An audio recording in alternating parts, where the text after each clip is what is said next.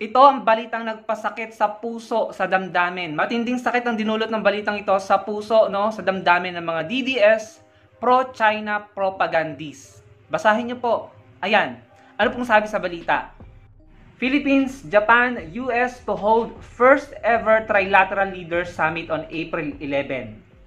Ayan, hindi ka makikipag-bilateral lamang sa China, no? Kasi panigurado ako bilang Pilipino, ramdam na ramdam ko na dudugain tayo dudugasan tayo ng China. Iba-bribe lang niya ng mga leaders natin para makuha nila ang gusto nila, no? At kitang-kita natin yan, danas na danas po natin yan.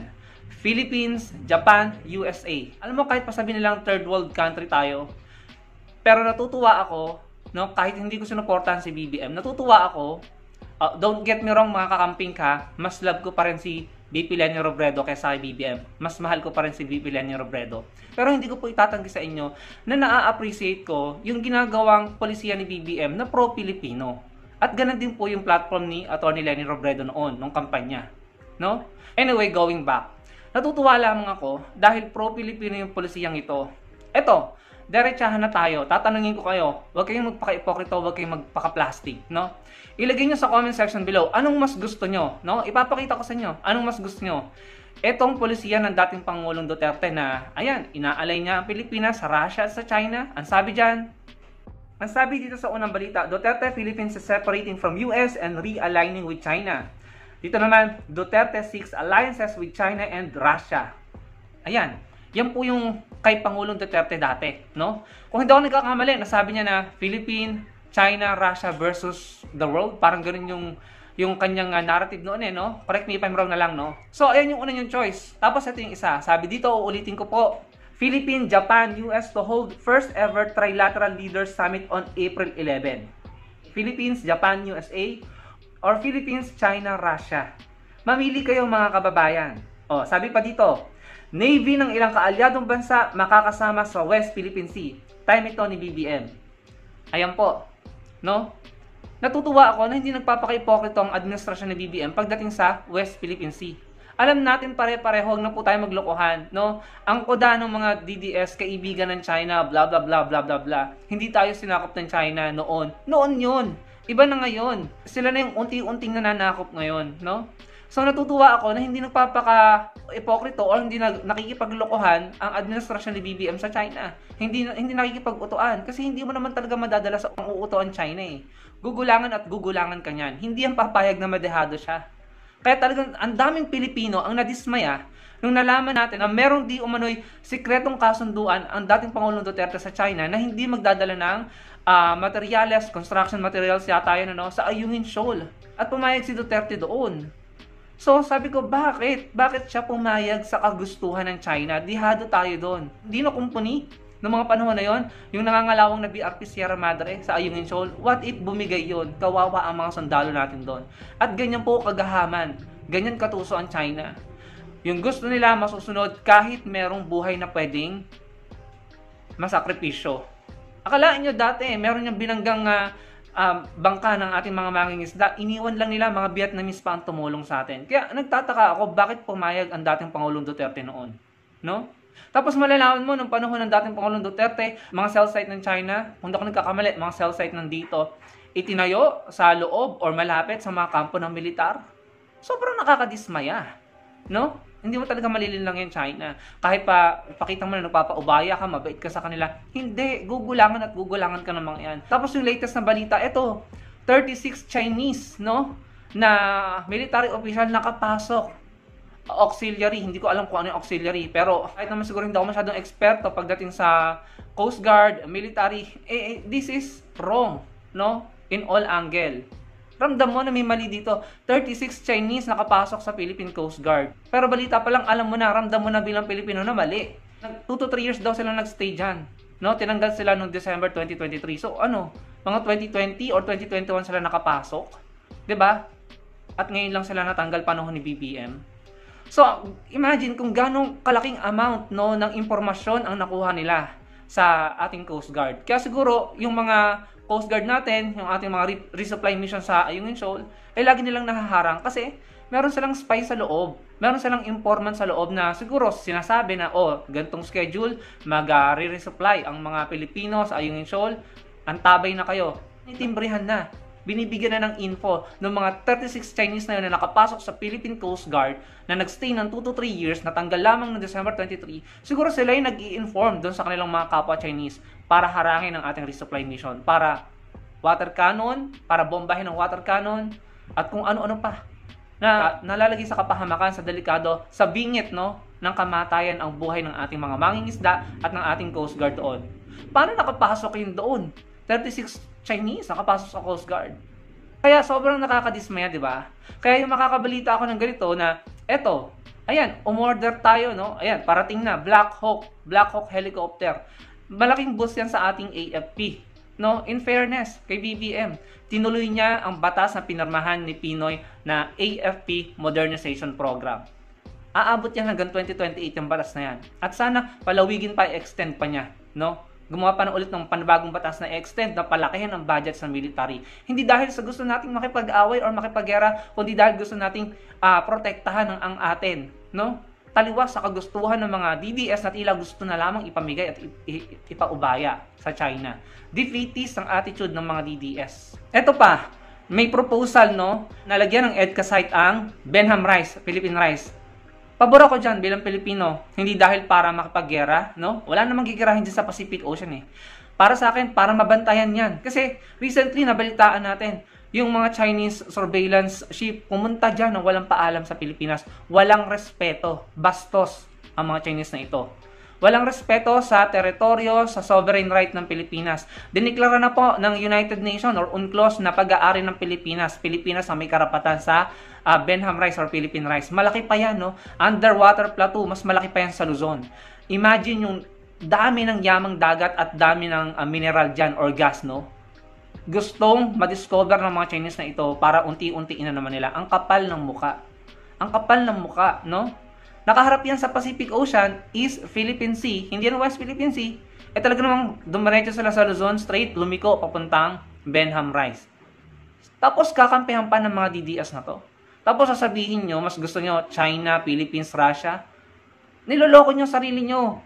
Siguro sa Russia pwede pa kasi wala tayong conflict doon. Pero China, sa dinami-dami ng kagaguhan na ginawa nila sa ating mga Pilipino, sa ating mga kasundaluhan, sa ating mga mangingisda, pangaagaw ng ating likas na yamang dagat, kakampihan nyo, ipagtatanggol nyo, anong klaseng mga Pilipino kayo? Kayo yung bumoto kay BBM, Tapos kayo yung nanlalambas sa kanya, kayo yung bumabatikos, kayo yung nambabastos para lamang ipagtanggol nyo yung China. Dahil takot na takot kayo sa gera dahil yon ang itinanim sa puso at sa mga kokote nyo ng mga DDS vloggers nyo na pro-China propagandist, nagpapakalat ng pro-China narrative. Unfortunately for you, kaming mga kakamping, handa kaming makipagtulungan sa mga BBM vloggers para lamang labanan ang mga DDS Chinese propagandist na vloggers nyo. Hindi kami papayag na mamayagpag yung mga pro-China narrative nyo. Hindi kami papayag kasi bansa na natin ang pinag-uusapan dito. Hindi porket yan yung sinusuportahan ng idol nyo, kahit labag sa loob nyo mga DDS na alam nyo naman. I'm sure mga Pilipino pa rin kayo. I'm sure may pagmamahal pa rin kayo sa Pilipinas. Pero dahil yung idol nyo, ganito, maka-China, ganun na rin kayo. Tingnan nyo mabuti. Isipin nyo mabuti. Maling-mali. Lagi nyo panakot gera. Lagi kayong takot sa gera. Naniniwala ako hindi tayo papahamak ng leader natin sa gera. Gusto lang niya, gusto lang natin na protektahan natin ang atin. Kasi, ang pagpoprotekta ng atin sa ngayon ay protection din para sa ating mga anak sa susunod na henerasyon. Wala na silang maaabutan kung pamimigay natin yan or papaubayan natin yan. Ang tagal na ng mga conflict dyan. Vietnam, China, Taiwan, Brunei, Indonesia, South Korea. Ang tagal na ng conflict dyan. Dekada-dekada na. Walang nangyaring gera. Diba? Nang i-intimidate lang, nang bubuli lang ang China. Gusto lang nila na masanay tayo na natatakot, nagpapaubaya para makuha nila ang gusto nila. Ganun ang style ng mga yan. At nagpadala naman kayo, nagpauto naman kayo. Kasi siguro talagang uto-uto kayo. Natutuwa ako na talagang ini-improve ng Pilipinas, ng administrasyon ni BBM, yung relasyon natin sa mga totoong kaibigan, sa totoong kaalyado, Australia, Canada, Japan, USA, Western countries, Masaya ako doon bilang Pilipino. And again, mga kakamping, don't get me wrong, Mahal ko si Atty. Lenny at palagi ko siyang susuportahan at lagi ko siyang ipopromote. Pero hindi po ako magpapaka-ipokrita para hindi ko sabihin na a-appreciate yung ginagawa ni BBM sa West Philippine Sea. Marami pa rin po akong reklamo kay BBM. Pero parang sa akin, mas gusto ko naman yung ginagawa niya ngayon kaysa dun sa nakaraang administrasyon. No? Kaya siguro mga BBM supporters, mga BBM vloggers, tayong mga kakamping, wag na nating hayaan na puro pro-China na naman po ang mamayagpag at mamuno sa atin. Baka po dumating yung panahon, kapag nangyari yan, baka dumating yung panahon hindi na tayo makabangon, na China na lang ang kokontrol sa ating ekonomiya, sa ating mga utilities, magbabalikan na naman yung mga pogos, no? Na kung ano-anong illegal ang nangyari nung namayagpag ang pogo dito, no? Ewan. Alam naman natin pare-pareho kung saan nanggagaling din ng illegal na droga, di ba? Kayo mga kakamping, kung sasamaan loob nyo, no? Kung medyo positive or positibo yung naririnig nyo sa akin about BBM. Dahil para sa akin, mas okay na yon kesa naman pro-China na naman po ang mamayagpag na narrative, no? Sa totoo lang, no, naisip ko, pagkatapos ng eleksyon, to si BBM, si Atty. Lenny, pareho silang tumahimik. Pareho silang nag-focus sa kanilang trabaho. Si BBM sa pag-aasikaso ng bansa, si Atty. Lenny sa pagsiservisyo sa mga Pilipino, baya angat buhay. Nag-ignite siya ng voluntarism para yung mga Pilipino tumulong sa kapwa Pilipino. Pareho silang may contribution ngayon sa pagpapaunlad ng bansa natin. Nag-aaway ba sila? Si Atty. Lenny ba naging dahilan para i-destabilize ang gobyerno ni BBM? Si Atty. Lenny ba kumuda ng kumuda sa social media? Nagparali ba si Atty. Lenny, no, para manawagan na mag-resign si BBM? 'Di ba hindi? Sino gumagawa nun? Alam natin kung sino. Sino yung mga nagrarally? Kung sino pa yung mga ng red tag kay Atty. Lenny at sa mga kakamping, yung mga galit na galit sa rally, sila pa ito nagrarally. Na gustong ihiwalay ang ganito, na gustong mag-resign si ganito, para pumalit si ganito, nasasampalin ng First Lady. Imagine. Narinig niya ba yan sa isang kakamping? Kami yung tinalo eh. Kami yung natalo eh. Pero mukhang mga kakamping pa ang tumutulong sa bansa, no? Mukhang si Atty. Lenny pa, no? Si Atty. Lenny, si BBM, hindi man sila nag-iimikan, pero pareho silang may ginagawa para paunlarin ang bansa natin. Don't get me wrong, no? Kaya ko pa rin batikusin si BBM sa mga polisiya niyang hindi ko magugustuhan bilang Pilipino. At valid na karapatan yon ng isang Pilipino. Pero never kong babastusin ng Pangulo. No? At ulit-ulitin ko, palagi kong pipiliin sa Atty. Lenny. Pero, kung ang mga DDS naman na ito ay nambabastos, no? Ganyan din ang ginawa nila kay Atty. Lenny noon eh. Nambabastos, hinihila pababa, no? Nagiging sanhina ng pagkakagulo or hindi kaayusan sa bansa, naandito rin dapat tayo na handang kontrahin sila at labanan dahil bansa po natin ang nakasalalay. Lalo-lalo na kung lagi na lamang silang pro-China, lagi na lang pinopromote ang China dito.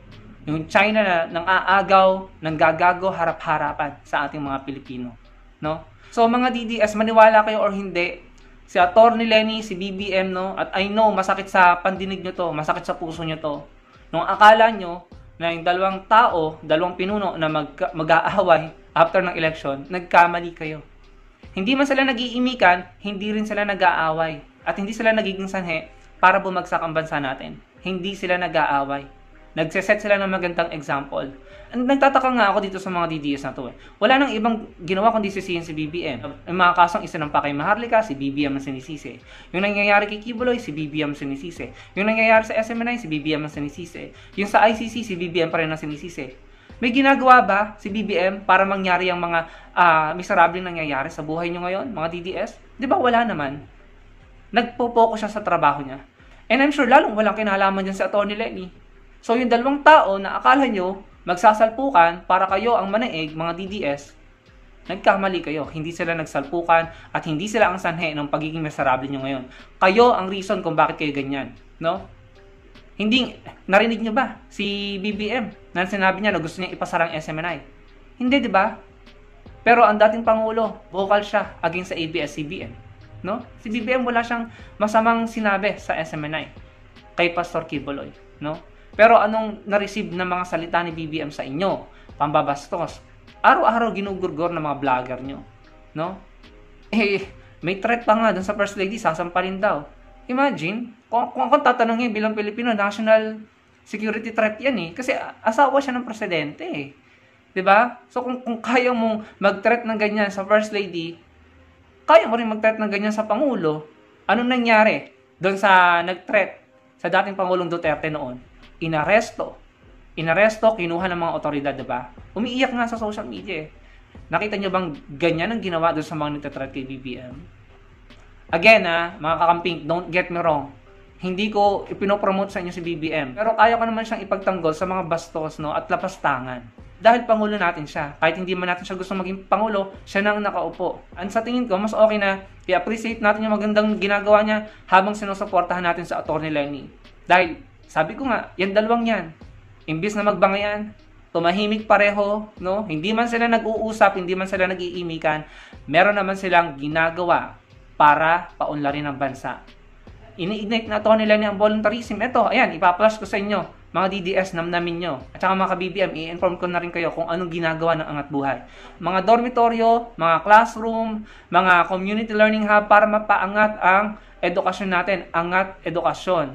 May mga nutrition program din sila. Meron din silang mga livelihood program. Iyan, ipapakita ko sa inyo. Pero kung gusto nyo makita pa yung mas marami, pumunta kayo sa Angat Buhay FB page. No?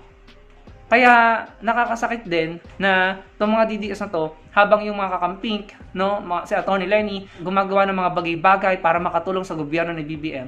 Ito namang mga DDS na to, wala nang ginawa kundi mambatikos, pumuna, tila hinihila nila pababa ang Pilipinas para sila yung nasa taas.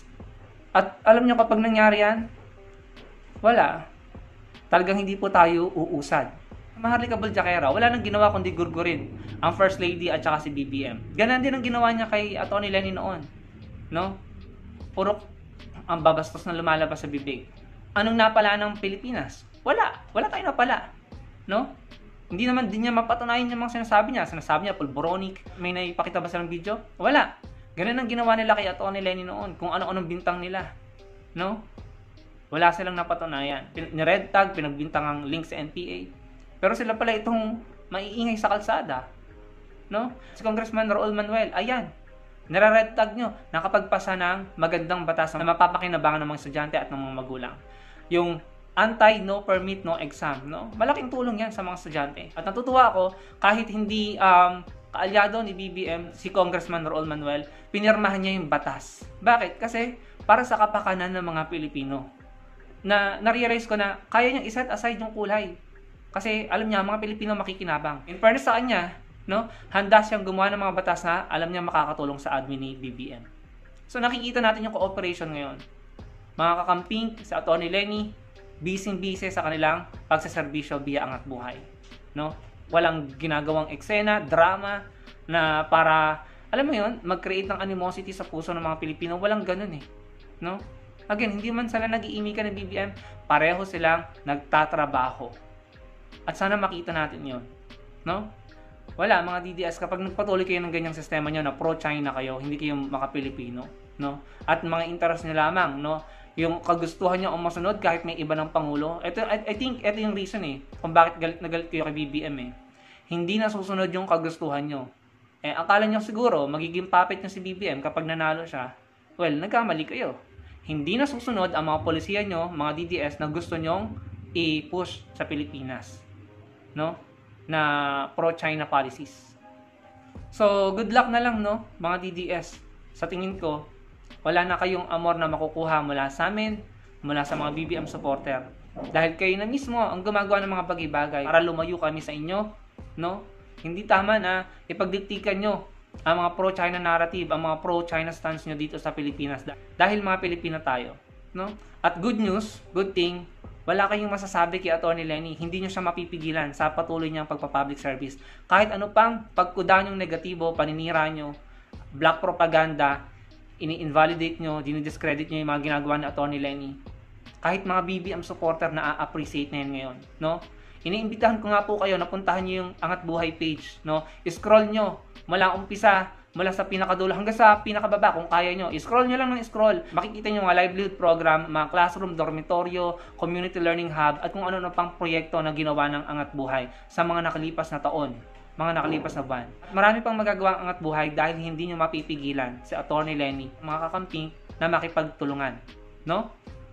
Dahil kahit wala siya sa posisyon, kaya niyang magpatuloy sa serbisyo. Hindi na uubre yung mga paninira nyo, yung mga pag-i-invalidate at pag ginagawa yung discrediting, no? Pilipinas na ang mangingibabaw ngayon. Mga Pilipinong totoong nagmamahal sa bansa ang mananalo na ngayon, no? Maraming salamat mga kababayan sa panonood. Sana po malik niyo ang video na ito at sobrang thankful ako kung nakarating kayo sa part na ito ng video. Sana narinig niyo lahat ng sinabi ko at may na-realize kayo. Magkita-kita po tayo sa susunod kong video. Marami pong salamat.